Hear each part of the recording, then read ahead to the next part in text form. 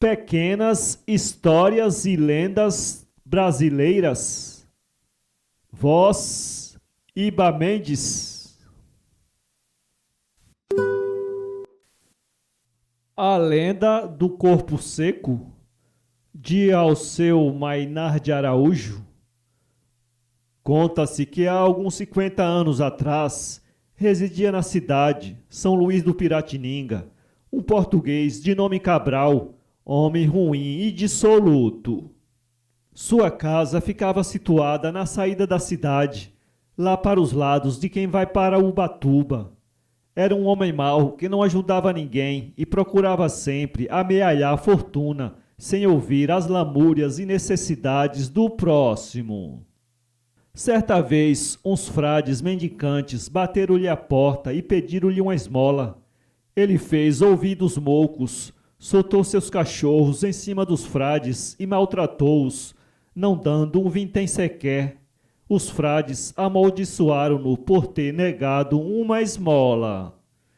Quando este estrangeiro morreu, o cadáver ficou corpo seco, não podia ficar no cemitério e mandaram colocá-lo no alto da terra podre.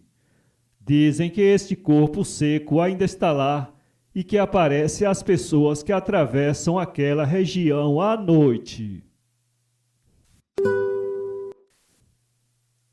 Almas rezando, de Alceu Mainar de Araújo. A Igreja do Rosário, da cidade de São Luís do Paraitinga, foi reformada. Quem a reformou foi o mestre Pedro, mas ela não ficou bonita como era antigamente, naquele estilo pesadão. Hoje é de estilo moderno, todo cheio de minaretes.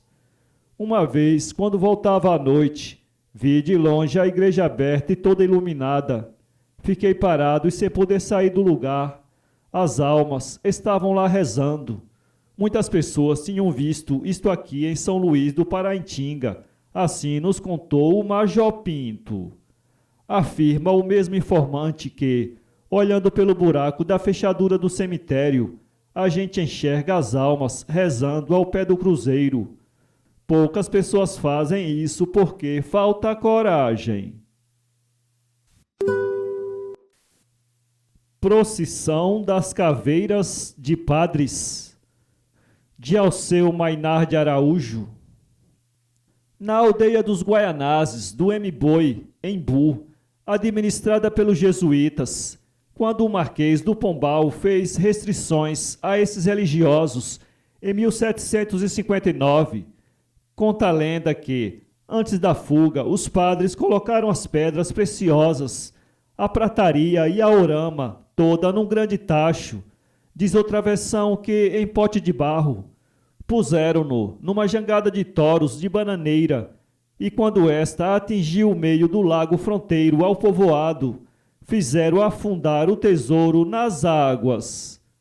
Ali ficou mais um tesouro do jesuíta, diz a lenda. Dizem os antigos moradores da aldeia que à noite, determinadamente de quinta para sexta-feira, sai uma procissão macabra que só se vê a caveira e a batina preta.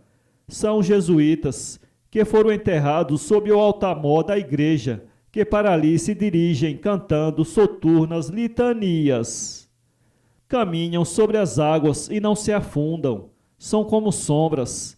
Param no centro do lago, depois seguem até o cemitério situado na colina, onde confabulam com os que ali estão sepultados. Só se ouve lúgubre ladainha no negror da noite. Quando dê alba o dia, antes que os galos amiúdem, o cortejo funéreo dos padres mortos voltam à igreja de Nossa Senhora do Rosário do Embu. Assim continuarão encantados, até que um dia seja encontrado o tesouro oculto nas águas do ribeiro, represado pelos próprios jesuítas há mais de 300 anos. Mataram o diabo no Embu, de Leonardo Arroio. Conta a lenda ainda que os índios logo passaram a acreditar em Deus, nos santos e nos anjos, porém não quiseram acreditar no pecado e no inferno. O padre Belchior mandou então fazer um diabo de madeira, montou num cavalo e saiu pelo aldeamento, dizendo que acreditasse nas forças do mal, que o diabo desviava os homens do caminho do bem, levando as almas para o inferno. Os índios, assim mesmo, não acreditaram e, em altos brados, divertiram-se com o espetáculo. Mas, ai, quando maior ia a algazarra, o diabo de madeira começou a movimentar-se, tornando-se o demo de verdade. Reuniu-se a bugrada e mataram o diabo em pleno largo do M-Boi, e desde então os selvagens acreditaram nas forças do mal. O Cristo Perfeito do Embu, de Leonardo Arroio. O Cristo Perfeito, que se encontra sob o altar-mor, também foi tomado pela lenda. Feito num só pedaço de madeira, foi esculpido por um jesuíta cego, auxiliado pelos anjos e índios. Há muito tempo tentaram levar para a Sé Velha de São Paulo. A imagem, porém, não quis sair da igreja do Embu, tomando a posição de quem se afirma, mesmo deitado, ao seu lugar. Organizaram uma procissão para acompanhá-lo, inútil. Ao chegar o cortejo junto às divisas da freguesia, a imagem começou a pesar tanto que não foi possível a continuação da viagem. Desistiram e retrocederam. A imagem tornou-se leve novamente. Rumeiro, de Alceu Mainar de Araújo. Lá pelas bandas do Guareí, de quando em vez, aparece uma alma do outro mundo gritando nas horas mortas da noite da última sexta-feira de cada mês. É um grito cavernoso e soturno que faz arrepiar e tremer a todos os que ouvem. Rumeiro! Rumeiro! Rumeiro! Esse vulto aparece gritando por causa das torres que foram roubadas. As cercas foram colocadas prejudicando o vizinho. Quantas mortes não tem havido por questão de terras? Quantos roubaram viúvas e órfãos, avançando a cerca em terrenos alheios? Por isso, para dar o rumo certo por onde deve passar a divisa, aparece um vulto do qual só se ouve o grito forte na calada da noite. Rumeiro! Dinheiro enterrado, de Alceu Mainar de Araújo. Aquele dinheiro continua enterrado sob a queda d'água daquela cachoeirinha ali no município de Tatuí. Ninguém tem coragem de ir tirá-lo. Precisa ser muito corajoso para dele se apossar. É uma grande fortuna. É a notícia que corre de boca em boca. Quem se aproxima da cachoeirinha com o intento de retirar o tesouro enterrado, ouve o galopar de um cavaleiro que, rápido, se aproxima e diz: Ó moço, você quer ficar com esse tesouro? Pode ficar, mas com a condição de arrumar primeiramente os meus olhos. É quando a pessoa repara melhor com quem está falando, e então olha e vê que seus olhos estão fora das órbitas, estão dependurados à altura do queixo. É uma visão tão horrorosa que ainda não houve quem quisesse colocar seus olhos no lugar e tomar posse do tesouro. Outro dia, Jucão Andrade, o homem mais corajoso que por aqui andou, foi encontrado desacordado junto da cachoeirinha. Foi ele que nos contou desse dinheiro enterrado. Com Deus ninguém pode, de Aloísio de Almeida. Um rei muito opulento mandou tirar a sina da princesa, sua filha. Deu que ela havia de morrer de raio. Ele ficou muito triste, mas resolveu lutar contra Deus. Mandou fazer uma torre com todos os preparos reais, de modo que nada faltava para a princesa, e fechou-se lá dentro com as camareiras. A menina foi crescendo. Um dia saiu a olhar na janela e viu como era bonito o jardim real. Logo que o pai apareceu a visitá-la, começou a pedir-lhe que a deixasse descer ao jardim. O pai negou o mais que pôde e não lhe contou nada da sina triste. Vai que vai, pede que pede, o rei cedeu. Um dia de céu azul, sem nenhuma nuvem, formou-se o cortejo real. Primeiro os guardas com os chapéus de plumas, os camareiros, depois as camareiras, os príncipes e princesas, a rainha e atrás de todos o rei. Levaram a pobre da menina para o jardim. Num banco debaixo de uma árvore muito fresca, puseram-na no meio do rei e da rainha. A princesa estava muito contente com aquele passeio. Nisto deu um estalo e o rei olhou para a filha. Estava morta de raio, preta que nem carvão. Com Deus ninguém pode. Serra Negra, de Alceu Mainar de Araújo. Lourenço Franco de Oliveira, pelos idos de 1820, saindo de Bragança com família e escravaria, lançou os primórdios de Serra Negra, no bairro das Três Barras. Onde haviam escravos, inteligentemente os seus senhores davam como orago um santo prestigioso entre os negros. Ora era São Benedito e as mais das vezes Nossa Senhora do Rosário. Daí uma infinidade de cidades brasileiras sobre a proteção desta santa de cor mulata. É correntia a lenda de que o nome de Serra Negra foi dado popularmente por viajantes, por tropeiros. Dizem os filhos da Candinha que nessa paragem havia um senhor de escravos que tirava madeira das matas e numa volta do caminho montou uma serraria. Em giraus toscos e toros eram desdobrados, braços humanos moviam as serras. Como era pequeno o número de seus escravos, os homens embrenharam-se na mata a derrubar grossas árvores, que as arrastavam nos carretões até ali na beira da estrada, para serem abertas em grandes tábuas, e no trabalho do desdobramento da madeira empregava mulheres. Estas mais fracas, quando se cansavam e se extenuavam de tanto mover de cima para baixo a folha da serra, o feitor, chicoteando-as, gritava: Serra Negra! Serra Negra! Os viajantes que ali passavam se condoíam daquelas pobres escravas e acabaram chamando o local de lá no Serra Negra. Daí, diz a lenda, ter nascido o nome de uma das mais pitorescas estâncias hidromineral climáticas do estado de São Paulo. A Velha e o Saci, de Aloísio de Almeida. Era uma vez uma velha de mais de 70 anos de idade, que costumava fumar 3 cachimbadas toda a noite.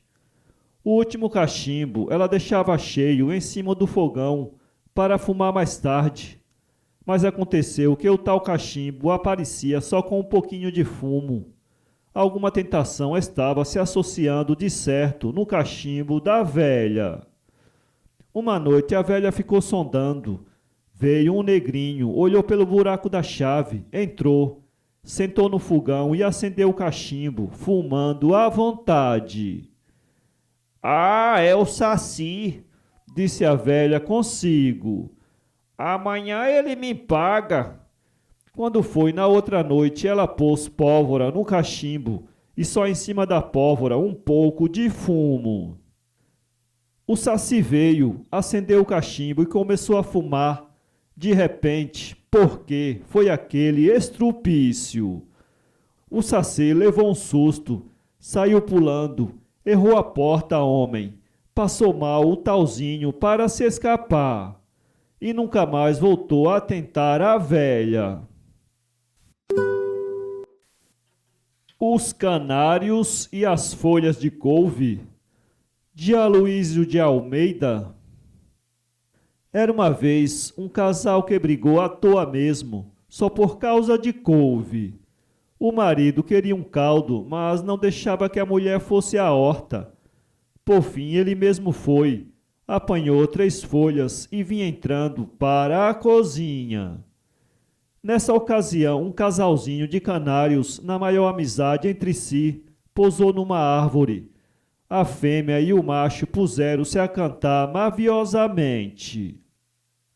O marido ficou escutando-os até que eles voaram para longe. E quando procurou cozinha, casa, mulher, não encontrou mais nada. Tudo mudado completamente. Perguntou daqui e dali. Enfim, percebeu que tinham passado 100 anos no instante e as folhas de couve ainda estavam verdinhas. Foi uma lição de Deus. Não valia a pena ser tão briguento. O que era o tempo diante da eternidade? Preparou-se para bem morrer e entregou a alma ao Criador. Pindorama, de Armando Guerrazzi. Numa hora de canícula, Tibereçá, o maioral, exausto das refregas vitoriosas da noite, em que pusera em fuga os tamoios lestos, dormia languidamente à sombra cariciosa de palmeira junto à praia. Amigo fiel correra em defesa da tribo aliada, senhora de Bertioga. Ao brando murmurar dos flabelos da Brejaúba, tocados pela brisa, o velho Murobixaba, o inspetor da terra, se elevou em profundo êxtase.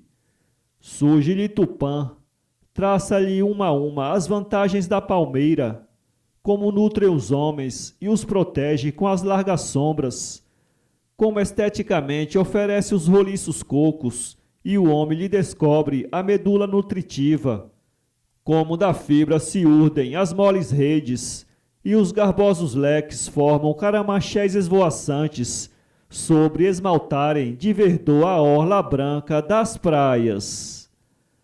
Disse, e numa grande bênção àquelas paragens, sumiu como o ouro fugitivo da aurora.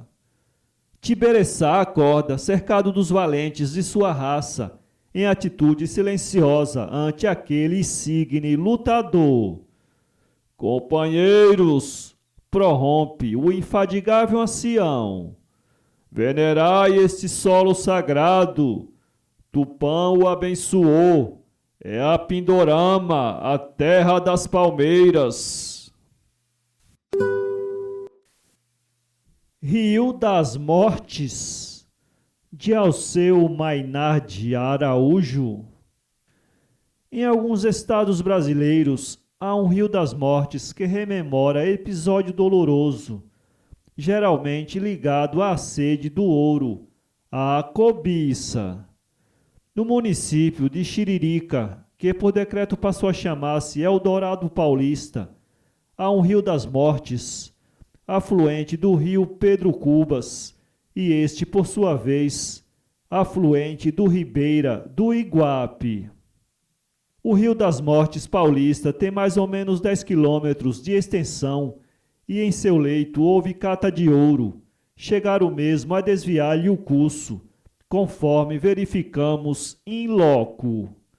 Conta a lenda que ali há muito ouro enterrado em tubos de taquaraçu, porque alguns bandeirantes, pressentindo a aproximação de outro grupo que desejava apossar-se dessa urama, apressadamente enterraram tudo que haviam entesourado naqueles recipientes, onde costumeiramente transportavam um metal precioso.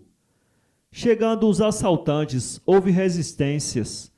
Os atacantes liquidaram com os bandeirantes paulistas, que ofereceram infrangível resistência, e, por sua vez, os sobreviventes não resistiram, sucumbiram quer pelo cansaço, quer pelas febres, sem tomar posse do ouro. Até hoje ninguém sabe onde estão os taquaraçus, outra versão de ser em garrafões enterrados. Muita gente tem ido até ali, encontram as catas, as lavras, o rio desviado de seu leito em vários pontos e alguns, embora sem resultado, se aventuram a escavar. Afirmam os ribeirinhos que os corajosos de lá fogem. Ninguém resiste passar a noite ouvindo um combate tão encarniçado, brandir de espadas, gemidos e gritos de dor, sabendo-se que ali não há vivente sequer. É o rio das mortes.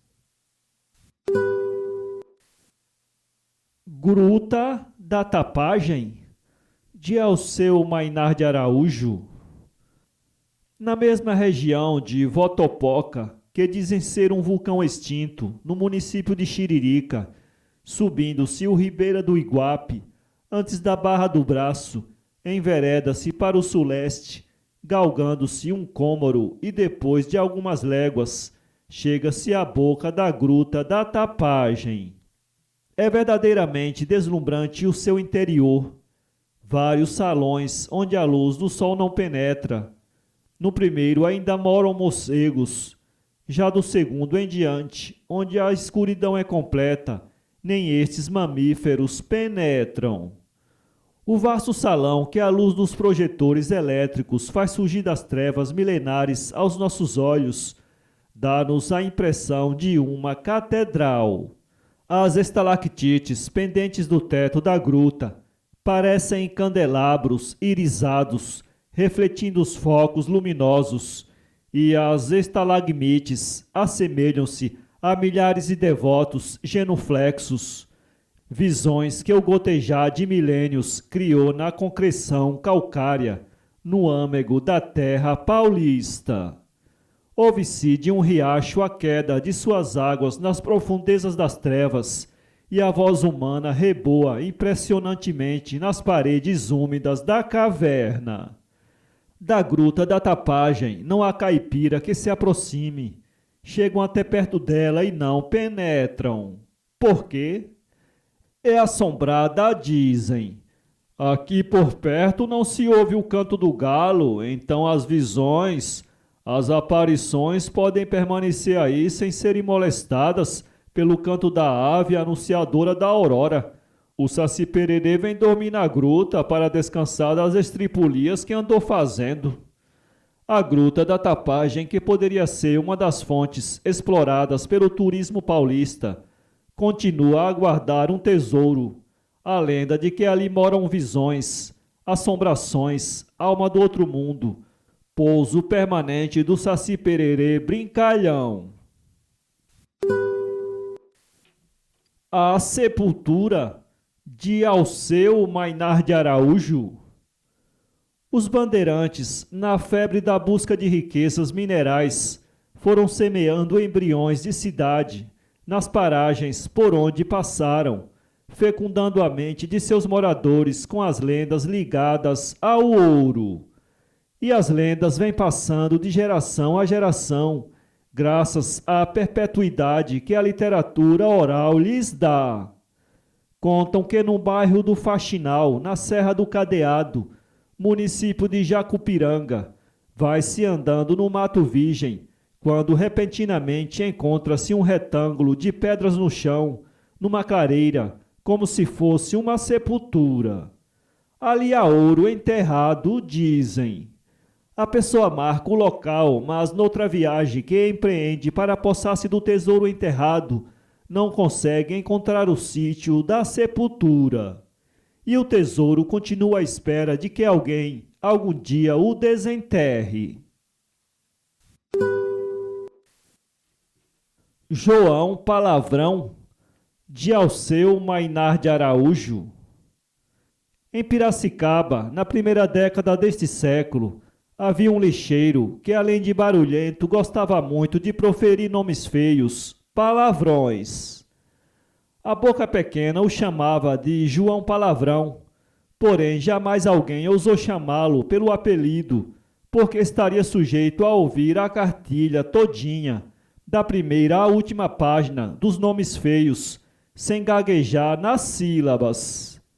Logo pela manhã lá vinha ele blasfemando, ora cantando, ora surrando os burros que puxavam um carroção coletor de lixo, da sempre limpa, noiva da colina. Um dia encontraram o lixeiro morto na boleia do carroção. Depois disso, nas últimas noites de quinta para sexta-feira de todos os meses, nas horas mortas da noite, ouviam-se o passar do carroção de lixo e o barulho de alguém a fustigar os animais. Ia se ver, nada se via, só o barulho que passava. Certa noite, um grupo de estudantes da Luiz de Queiroz e outros moços da cidade esperaram para segurar aquele carroção barulhento. Eis que, em determinada hora, ouviu-se o barulho do carroção de lixo que vinha pela rua Alferes abaixo. Todos se apresentaram para acabar com a barulheira, ficando no meio da rua para impedir a passagem. Eis, porém, que o barulho do carroção, do resfolegar dos animais chicoteados, passa por eles e ninguém viu nada. Até os mais corajosos trataram de ir para as repúblicas ou para casa, com o cabelo em pé e o corpo todo arrepiado. Alguns mais mal cheirosos do que o antigo carroção coletor de lixo. Dizem os barranqueiros que aquele lixeiro blasfemo cumpriu sua pena, acabando assim lá por 1915 essa aparição, não saindo mais à noite para cumprir o seu fadário. O incêndio universal e o dilúvio, de Nimendaju Unkel. Em tempos muito distantes, certo homem aproximou-se de uma criança que brincava sozinha, deu-lhe uma tocha acesa e ordenou-lhe que a apagasse na água do rio, desaparecendo em seguida. A criança mergulhou a tocha no rio e este começou logo a arder. A princípio incendiou-se a água, depois a terra também começou a levantar altas chamas. O fogo meteu-se por baixo do chão e foi irromper no terreiro de uma aldeia. Então a terra desabou nesse local. Uma mulher grávida escondeu-se com o menino no bananal, que não podia ser destruído pelo fogo. O incêndio aniquilou toda a humanidade. E depois que o fogaréu se extinguiu, os dois saíram de seu esconderijo. Na imensa coivara encontraram 5 raízes de mandioca, que guardaram cuidadosamente. Então choveu durante muitos dias e muitas noites, sem parar. Ambos sofreram muita fome. Por fim, a água foi baixando vagarosamente, e quando a terra ficou descoberta, plantaram as raízes da mandioca. A mulher deu à luz uma menina. Desta e do menino ressurgiu a humanidade. O roubo do fogo, de Nimendaju Unkel. Em priscas eras, o urubu-rei foi dono do fogo. Por isso, os també secavam a carne, expondo ao calor do sol. Então resolveram roubar o fogo do urubu-rei. Começaram por matar uma anta, deixaram-na estendida no chão e depois de 3 dias, o bicho estava podre, bulindo de vermes. Vendo a carniça lá embaixo, o urubu-rei desceu acompanhado de seus parentes. Para melhor se banquetearem, despiram a vestimenta de penas, assumindo a forma de gente. Tinham trazido um tição aceso e com ele fizeram grande fogueira. Cataram os vermes, os envolveram em folhas de mato e assaram. Os també, que se mantinham escondidos à espreita, tocaram para lá, mas os urubus bateram as asas e levaram consigo o fogo para lugar seguro. Assim os índios perderam o trabalho de tantos dias. A seguir fizeram uma tocaia ao pé da carniça, e um velho pajé aí se escondeu. Os urubus voltaram àquele lugar e fizeram seu fogo, desta vez bem próximo da tocaia. Quando eu fugir, levarei comigo um tição aceso, disse o pajé consigo mesmo. Quando os urubus despiram sua vestimenta de penas, viraram homens e se puseram a assar os vermes. Ele deu um pulo para a frente e os bichos ficaram espavoridos. Correram para suas vestes de penas e começaram a vestir-se atabalhoadamente. O velho aproveitou-se da confusão, pegou num tição aceso e fugiu. Os pássaros juntaram o resto do fogo e voaram, levando-o consigo. Então o pajé ateou fogo em todas as árvores com as quais hoje se faz fogo, e são urucuiva, quatipuruiva, ivira e muitas outras. O sapo e a onça, de Horace Banner. Sentado junto de um igapó, o sapo viu chegar a onça, a grande inimiga de todos os bichos, desde que lhe roubaram o fogo. Ah, é você? Perguntou o sapo na vozinha mais doce do que foi capaz. E quem é você, tão pequenino, fraco e feio, que está se dirigindo a mim? Perguntou a onça. O sapo não se sentiu humilhado e até propôs. Você, onça, me acha fraco e feio. Pois bem, vamos ver qual de nós dois é o mais valente. A princípio, o felino não deu importância ao desafio de rival tão insignificante, mas como ele insistisse, acabou por aceitar. Me você primeiro, disse o sapo. Depois eu coacharei e vamos ver quem sentirá medo. A onça soltou um miado tão longo e profundo que a terra tremeu. Tomados de pânico, todos os animais das florestas vizinhas fugiram para longe. Somente o sapo, calmo e confiante, permaneceu imóvel. Coacha agora você, sapo, debicou a onça. O sapo limitou-se a erguer o queixo e a soltar um coacho surdo, em nada diferente da sua voz natural. Mas, no mesmo instante, todos os demais sapos que habitavam o igapó fizeram coro com ele. Eram sapos de toda a espécie, gias, rãs, cururus, sapos da lama e sapo das árvores, erguendo os queixinhos, fizeram ruidosa coachação. A onça deitou a correr e tão precipitada foi a sua fuga, que um toco lhe arrancou um olho. As pernas do tamanduá, de Horace Banner.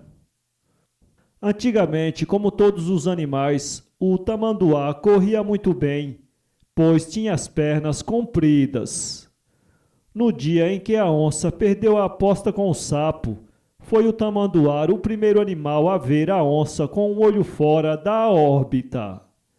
Oferecendo-lhe para colocar o olho no lugar, fez uma traição e, com as unhas compridas, arrancou-lhe o outro também. A onça teria continuado cega até hoje, se não fosse a compaixão do inambu azulão. O azulão tinha ficado com um pouquinho de fogo da onça, e por isso ofereceu-se para procurar os 2 olhos perdidos e colocá-los no lugar, grudando-os com resina de almécega. Quando o alazão terminou a tarefa, a onça tratou de vingar-se do tamanduá. Perseguido, o tamanduá correu muito, mas não podendo com a onça, e vendo-se quase perdido, escondeu-se na toca do caititu. Mas esta era rasa demais e não deu para ele recolher os pés, apesar de todos os esforços que fez para encolhê-los. Como o tamanduá tinha muita força nos braços, o inimigo não conseguiu desalojá-lo, mas comeu-lhe os pés que tinham ficado do lado de fora. O tamanduá, coitado, escapou com vida, mas ficou até hoje com as pernas curtas. Afirmam os índios que só daquela vez o tamanduá fugiu da onça, depois nunca mais fugiu. Defende-se dessa eterna inimiga, enfrentando-a com os braços abertos. É o que se chama um abraço de tamanduá. A vida do homem, de Antônio Colbachini e César Albicetti. Certo dia a Pedra e a Taquara discutiam acerca disto, a qual das duas mais se assemelhava à vida do homem sobre a terra. Foi este o diálogo. Pedra: a vida do homem deve ser semelhante a mim, terá uma vida longa como a minha. Taquara: a vida do homem deve ser semelhante à minha. Eu morro, mas volto logo à vida.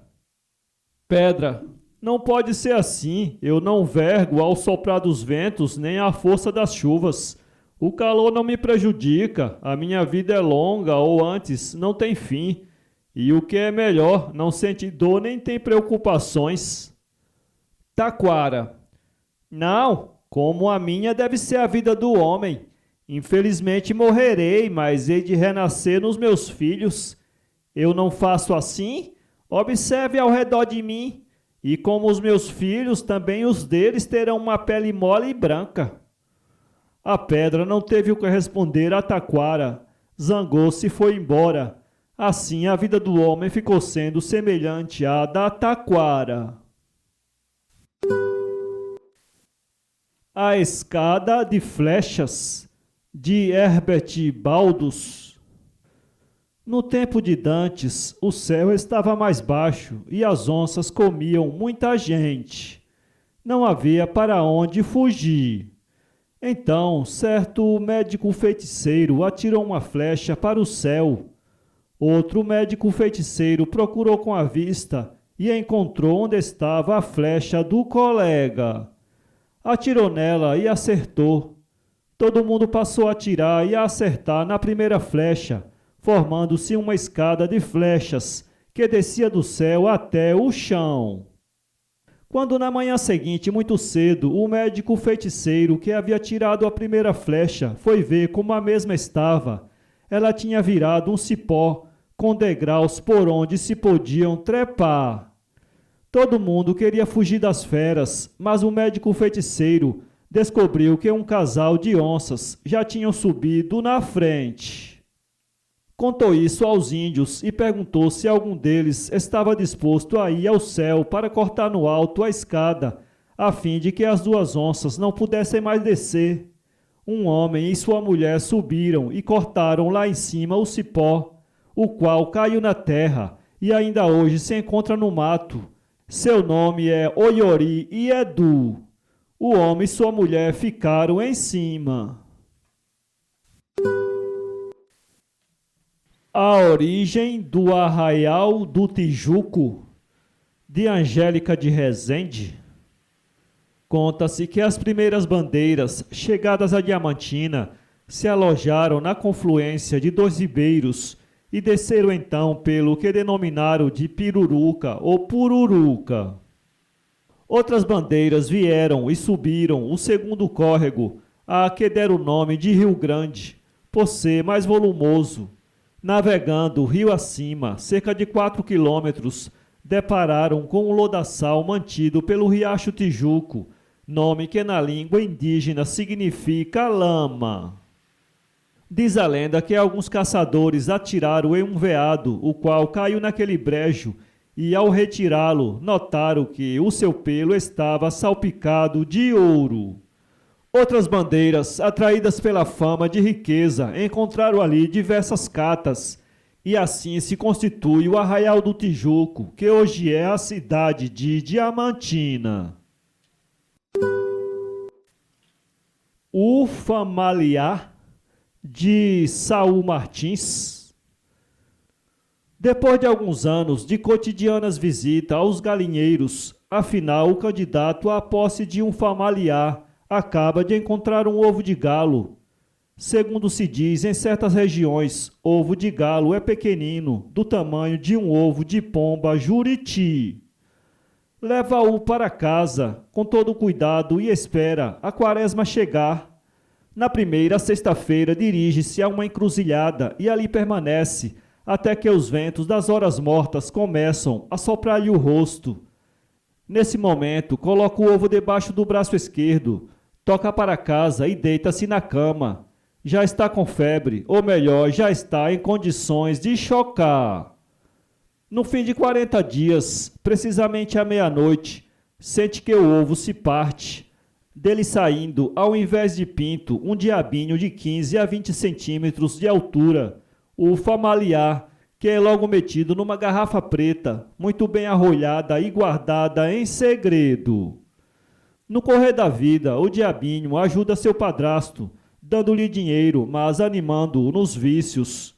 No fim da vida, carrega-lhe a alma para as profundezas do inferno. Há fazendeiros mineiros do Vale do Rio São Francisco, moradores do município de Januária, que possuem os seus familiares, todos bem guardados. Com efeito, só um pacto com o demônio justificaria o aparecimento de suas riquezas e as maneiras esdrúxulas que assinalam seus atos na vida social. A lenda da Maraçapeba, de Afonso Cláudio. Quando Cristo andou pelo mundo, certa vez no mar, em companhia de São Pedro, desejou saber que horas seriam, porque a maré parecia não encher nem vazar. São Pedro, vendo-o assim preocupado, lhe disse: Senhor, qualquer peixe dirá que horas são, porque todos eles têm nas horas suas refeições marcadas.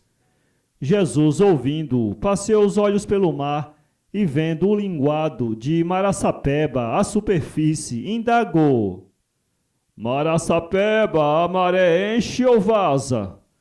O peixe, por inexplicável desdém, procurou imitar a voz do Salvador e, fazendo um trejeito, como quem torce o queixo para um lado, reproduziu a pergunta sem lhe dar resposta.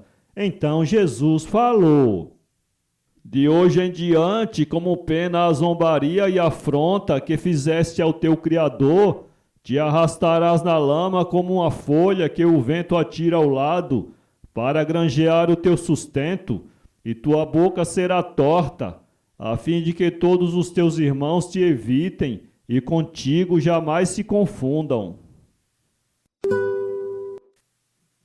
As folhas de São Sebastião, de Guilherme Santos Neves.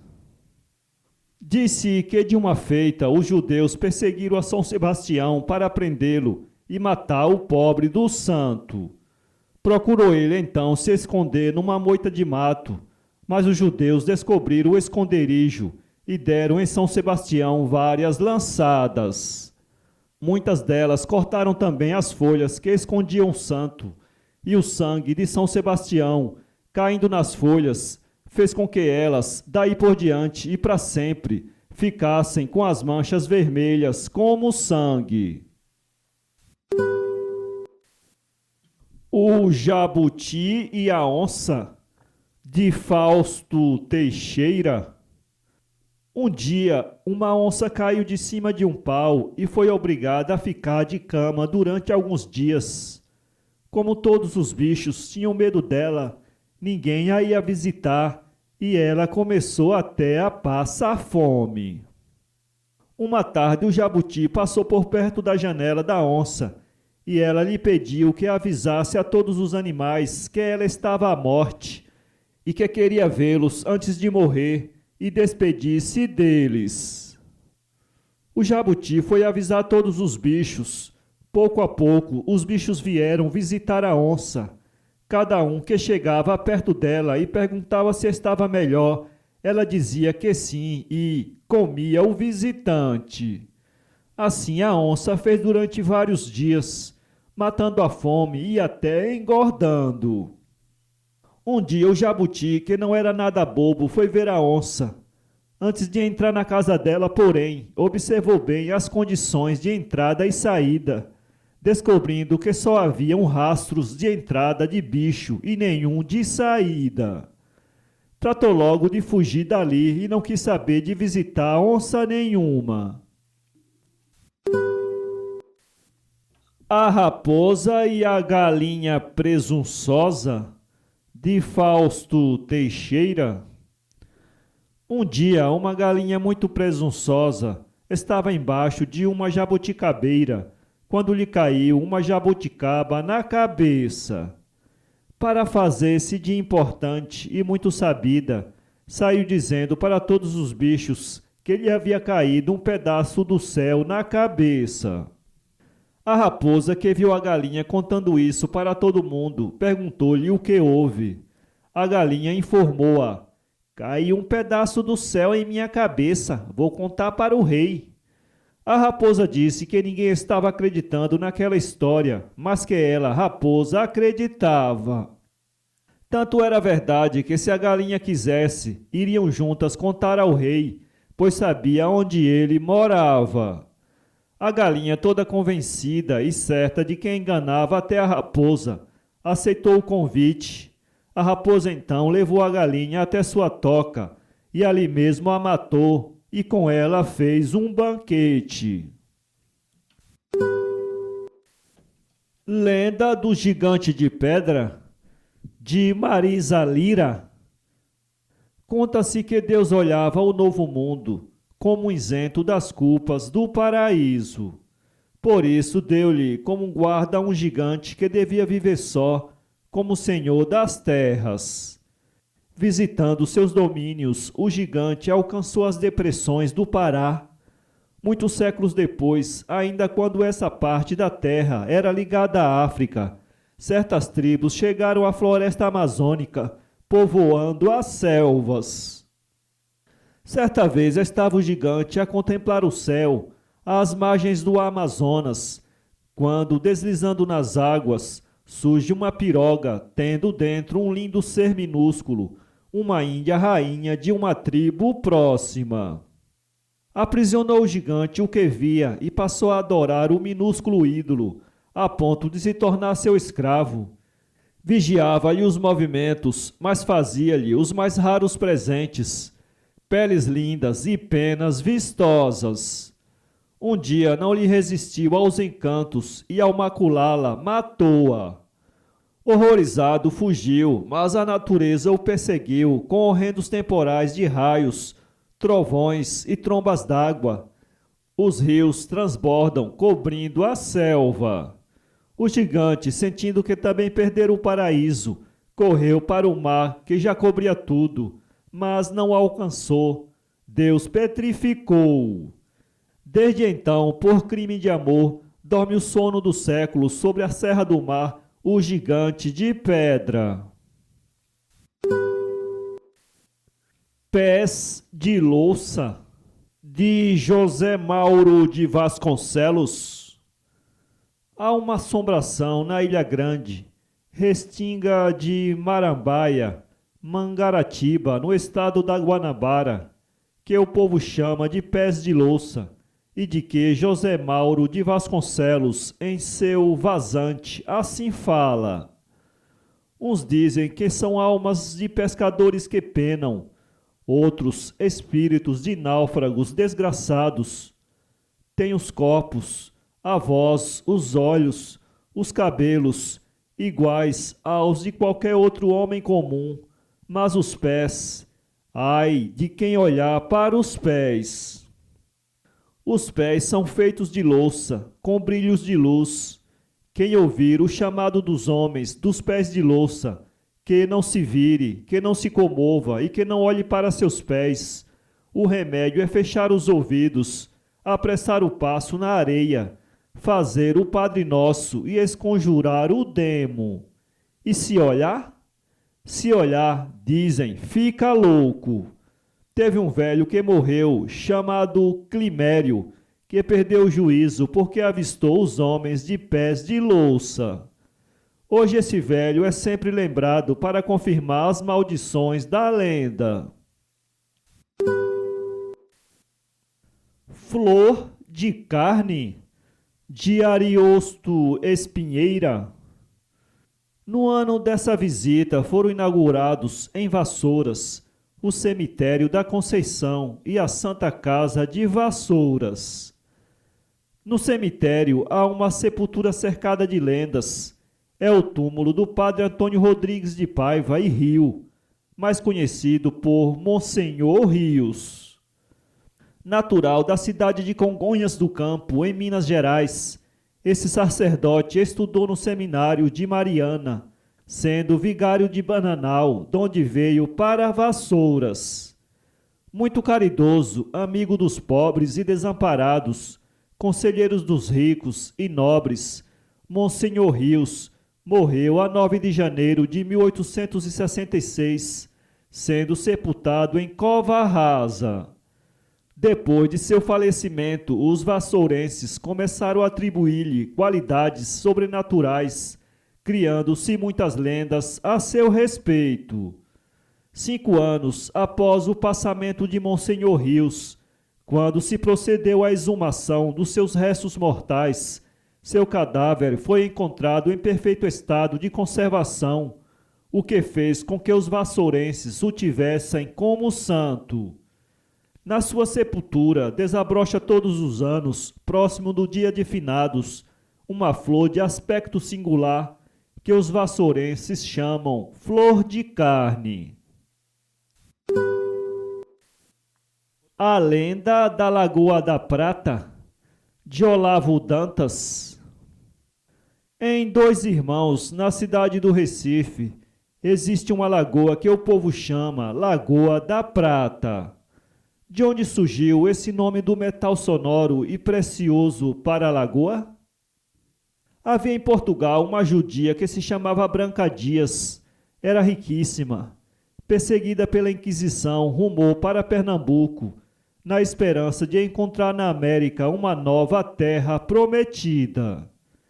Seguindo o destino errante do seu povo, Branca Dias aportou na antiga cidade Maurícia. Aí viveu feliz muitos anos, não abjurando, entretanto, a sua fé. Um dia, porém, acabou a sua tranquilidade.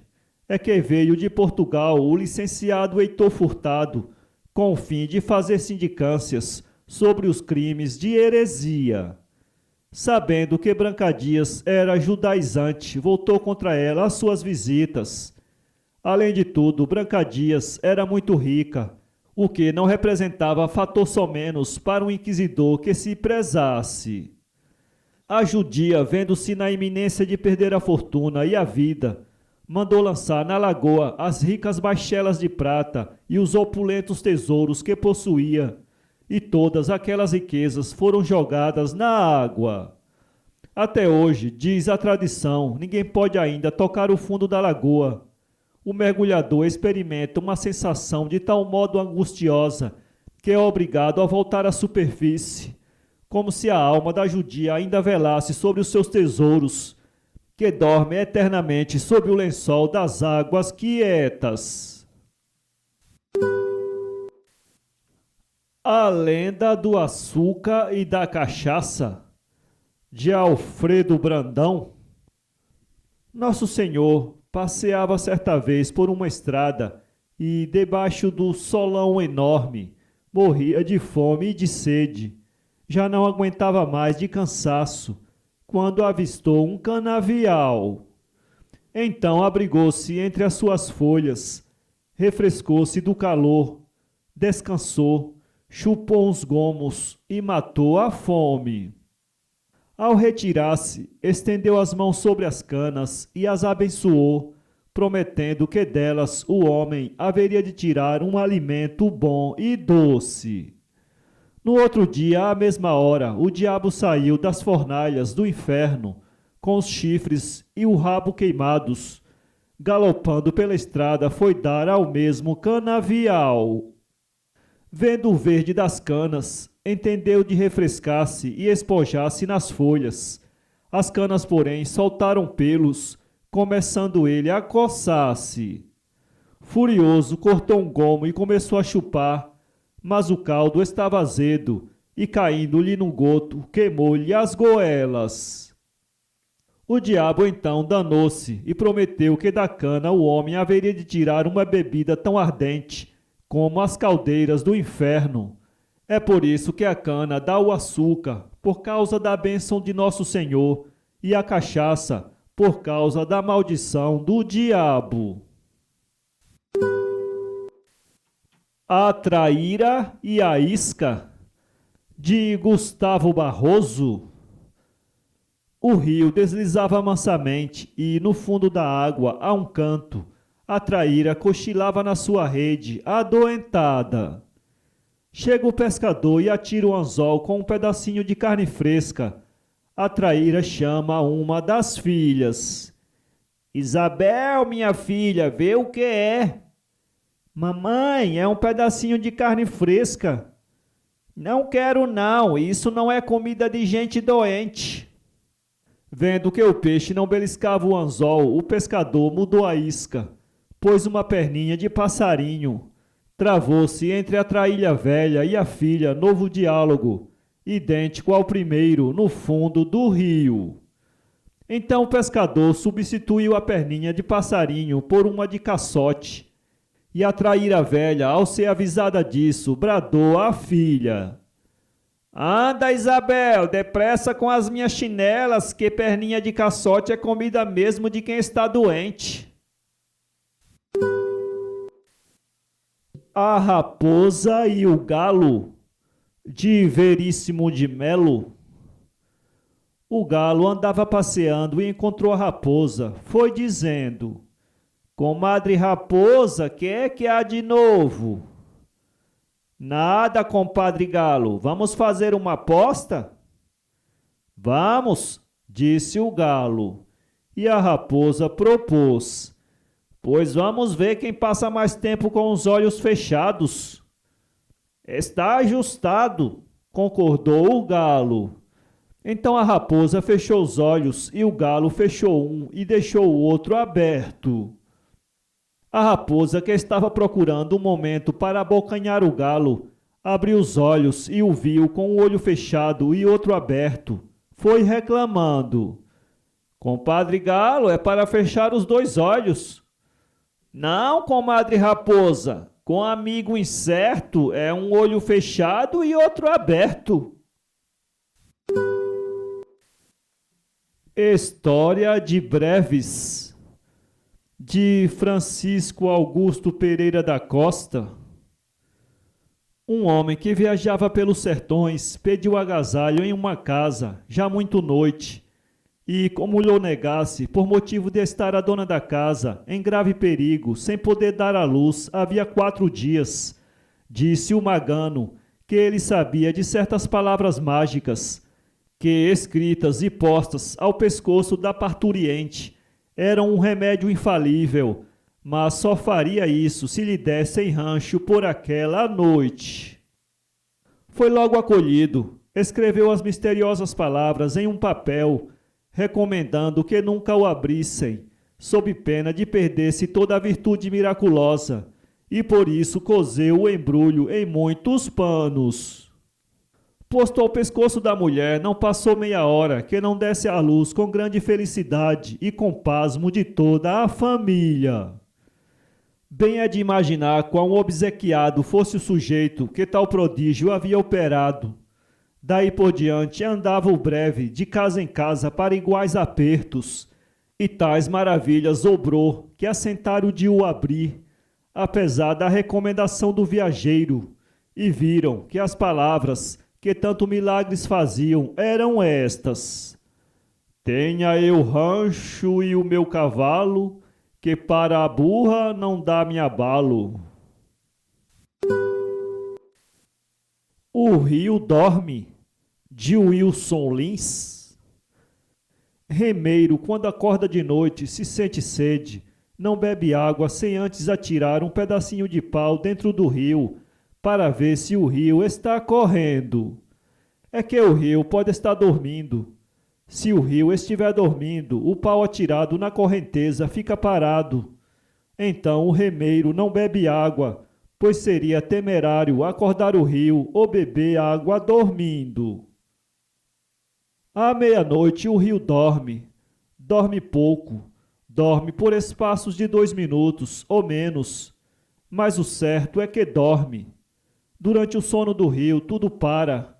A correnteza fica estagnada, as cachoeiras param de cair e a própria Paulo Afonso fica como um instantâneo fotográfico, imóvel, silenciosa. Enquanto o rio dorme, ninguém deve mexer na água para não acordá-lo. Acordar o rio faz mal, provoca o castigo da mãe d'água. Contam que um barqueiro novato que não acreditava nas superstições do povo do rio ficou louco porque tomou banho à meia-noite, quando o rio estava dormindo. Dizem que enquanto o rio dorme, os peixes se deitam no fundo. A mãe d'água vem para fora pentear os cabelos nas canoas. As cobras perdem o veneno e os que morreram afogados saem do fundo do rio rumo às estrelas. Por isso é perigoso acordar o rio.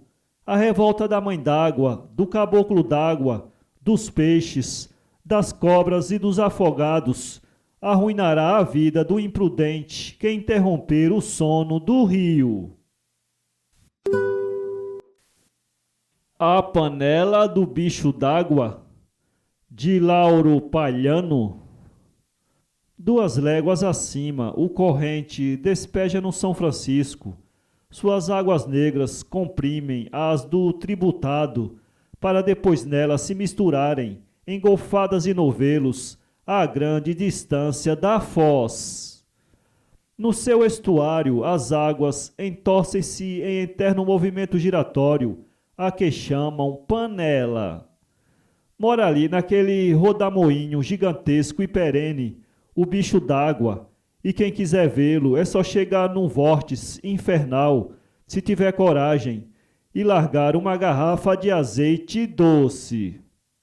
Poderá então ver o palácio onde vive a faustosa entidade, que se apresenta aos olhos dos mortais na figura de tosco tronco flutuante, imóvel, contra a corrente impetuosa. O incauto viajante que se aproximar, iludido pela inofensiva aparência, não tem salvação. Pior do que moleque d'água, mais malvado, mais traiçoeiro, inflexível.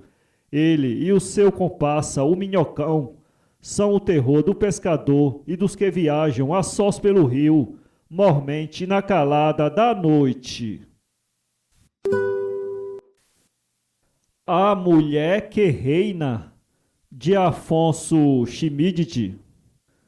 Sobre a população reunida na Chapada Diamantina, gente alucinada pelo ouro e com aspecto medieval, conta-se que reinava uma mulher. Nunca ninguém a viu, e as crônicas não nos revelam o nome. Tinha seu trono e esconderijo na gruta denominada Mangabeira. Um viajante mais tarde tentou devassar esse mistério, mas depois de ter percorrido mais de 1 quilômetro, acabou por desistir, pois era muito escuro, povoada de sapos, morcegos e ratos. Essa gruta é uma obra-prima da natureza. Entre as muitas que existem pelo sertão, não há nenhuma que se lhe compare. Não se sabe quem afirmou que ela, na noite dos tempos, servira de refúgio a monstros marinhos, quando a chapada constituía vastíssimo lago salgado, verdadeiro mar interior. A cidade desaparecida de Sincorá, embora muitos digam que não desapareceu, que ainda existe, tem merecido aprofundados estudos dos meios científicos. O mistério que hoje nos preocupa será um dia esclarecido para a alegria dos estudiosos das maravilhas de nossa terra. A lenda do umbu, de Barbosa Lessa. No princípio, as árvores eram todas iguais, mas um dia Deus estava muito contente, porque os diabos e os homens maus tinham sido derrotados, e resolveu comemorar isto, satisfazendo as vontades das árvores. Perguntou para a coronilha o que é que ela queria. Ela respondeu que queria ser tão dura a ponto de resistir aos golpes do machado. Perguntou para o molho. Ele disse que queria saber assobiar. Perguntou para a figueira do campo. Ela disse que queria ser muito forte, muito alta, muito bonita. E assim Deus foi satisfazendo o pedido de todas as árvores. Quando chegou a vez do umbu, este disse que queria ter o corpo muito fraco, como madeira à toa, mas, se fosse possível, queria ser grande, para dar bastante sombra aos homens. Deus satisfez a vontade dele igualmente, mas antes perguntou por que queria ter a madeira fraca e mole, enquanto todas as árvores queriam ser fortes e duras como a coronilha. Então Umbu explicou que não queria que a sua madeira pudesse servir algum dia para a cruz e sacrifício de um santo. E desde aí o Umbu é assim. Nossa Senhora da Conceição do Arroio, de Stenzel Filho. A belíssima imagem de Nossa Senhora da Conceição, que figura no altar-mor da nossa igreja, tem a sua lenda, que vem atravessando as gerações e não deve desaparecer, para mostrar que tudo que se relaciona com o passado, nesta zona do Rio Grande, tem o seu cunho religioso, herdado dos nossos primeiros povoadores. A verdade histórica, agora felizmente desentranhada dos arquivos, é que o nome Arroio, sobreposto ao da nossa padroeira, não se refere ao arroio que fica a 2 léguas daqui, no caminho que vai para Tramandaí, mas sim ao arroio que desce das vertentes da serra e vem atualmente até a fralda desta, junto à povoação, hoje cidade. Como quer que seja, porém, a lenda existe, e é esta contada por antigos moradores do lugar. A imagem de Nossa Senhora da Conceição, que está no altar-mor, foi encontrada nos matos do Capão do Arroio, que fica entre esta cidade e Tramandaí. Por diversas vezes essa imagem, misteriosamente e com grande estupefação dos fiéis, desapareceu de seu nicho e, procurada com insistência, foi sempre novamente encontrada no local onde havia aparecido, isto é, neste segundo arroio. Até que, denominada Nossa Senhora da Conceição do Arroio, instalou-se definitivamente no trono, onde hoje resplandece, cultuada por todos nós. O Vale das Cabeças Uivantes, de Oliveira Melo, onde hoje se encontra a Vila Padre Alaor, de Patos de Minas, repleta de casas iguais, ocupadas pelos pobres mantidos pelos vicentinos. Outrora foi um vale cheio de cabaceiras. Os medrosos, sobretudo, que passavam por esta região à noite, diziam ouvir vozes ou gemidos humanos, ora de crianças, ora de homens, ora de mulheres. Também os tropeiros, homens cheios de coragem, mas tremendamente supersticiosos, disto davam notícias. Desta forma, toda a população tinha conhecimento do lugar mal assombrado e ninguém queria saber de passar por lá, pois ali se reuniam almas penadas para os seus encontros. Na verdade, nenhuma alma penada se concentrava no Vale das Cabeças Uivantes. As vozes, os gemidos humanos não eram outra coisa senão as cabaças entrechocando-se umas contra as outras, tangidas pelo vento. De acordo com a intensidade das correntes aéreas, é que maior ou menor era o ruído. A Gameleira, de Oliveira Melo. Em torno da gameleira, o povo brasileiro criou muita lenda e muita história. Dentre elas se destaca a da reunião às madrugadas das sextas-feiras das almas do outro mundo. Na antiga Praça dos Boiadeiros, hoje Abner Afonso, em Patos de Minas, existiu uma enorme gameleira. Sob a sua sombra derramada, os roceiros costumavam amarrar cavalos quando vinham à cidade tratar de negócios. Se algum dos cavaleiros estivesse em pecado mortal ou fosse devedor de alguma promessa, podia esperar o castigo. À meia-noite, quando o galo cantasse, a gameleira se balançava toda misteriosamente, como se derrubando quantidade enorme de frutos grandes e possantes para espantar os animais ali pastando, que rebentavam misteriosamente as peias e fugiam como loucos. O roceiro, todo remorsos, voltava a pé para casa, sem o animal e com a alma repleta de tristezas. A gameleira não perdoava a ninguém.